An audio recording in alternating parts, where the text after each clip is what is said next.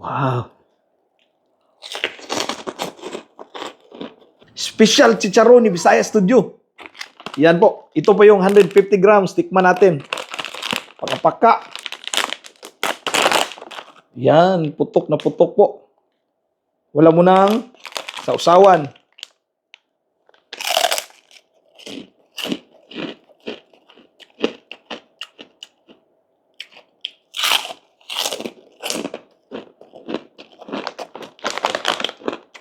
Crispy siya na hindi matigas. Tsaka, hindi siya masyadong alat po. Sakto lang yung lasa niya. Flavorful po.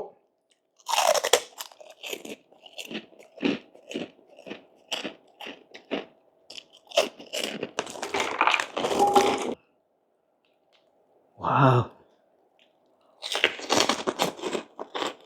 Available po kami sa Shopee at saka sa TikTok. So, pwede kayong mag-order saan man dito sa Pilipinas.